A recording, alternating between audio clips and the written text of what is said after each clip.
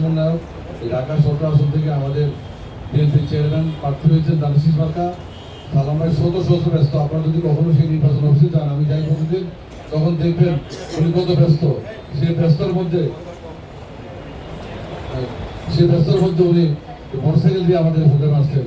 এই জন্য কাছে আপনাকে আমরা ধন্যবাদ এবং কৃতজ্ঞতা জানাই।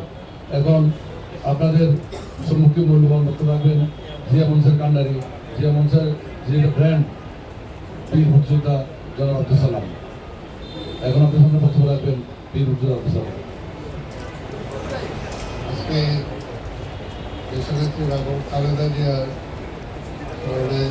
আজকে দোয়া মাহফিল। আমি কোনো বক্তব্য দেবো না। এখানে দীর্ঘক্ষণ বক্তব্য দিয়েছেন আজকে প্রধান অতিথি বিএনপি ভাইস চেয়ারম্যান, সাবেক মন্ত্রী, সাবেক এমপি জনাব বরকতুল্লাহ বুলু, এদের উপস্থিত সরাফত আলী সবু, ইকবাল সহ অন্যান্য নেতৃবৃন্দ, সমবেত ভাই ও বোনেরা, আসসালামু আলাইকুম। আমি শুধু একটা কথাই বলবো যে খালেদা জিয়ার মতো এরকম ভাগ্য নিয়ে খুব কম মানুষই জন্মায়। তিনি একজন ভাগ্যবতী মহিলা এবং তিনি একজন সফল এবং নেতা হিসাবে সফল, একজন মা হিসাবে সফল, একজন প্রধানমন্ত্রী হিসাবে সফল, অর্থাৎ জীবনের প্রতিটা ক্ষেত্রেই তিনি সফলতা পেয়েছেন।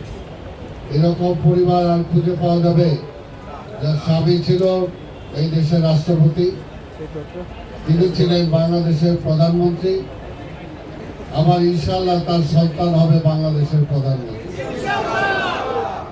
এবং সফলতার সাথে এই দেশে তার স্বামী একসময় দেশের স্বাধীনতা ঘোষণা দিয়েছে, দুঃসময় এই দেশের দায়িত্ব নিয়েছে, এই দেশে গণতন্ত্র ফিরিয়ে দিয়েছে। আবার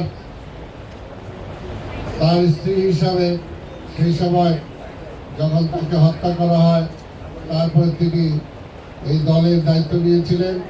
দলের দায়িত্ব নেওয়ার পরে মানুষের জন্য গণতন্ত্র ফিরিয়ে আনার জন্য তিনি দীর্ঘ 9 বছর অবিরাম সংগ্রাম করেছেন এবং সংগ্রামের মধ্য দিয়ে তিনি আপসীর নেত্রী হয়েছিলেন। এবং তার সুবাদে এই দেশের মানুষ বাংলাদেশের যে কোনো জায়গা থেকে তিনি নির্বাচন করেছেন, ইতিহাসে নাই তিনি কোনো জায়গা থেকে পরাজয় বরণ করেছেন, তিনি সব জায়গা থেকে জয়লাভ করেছেন।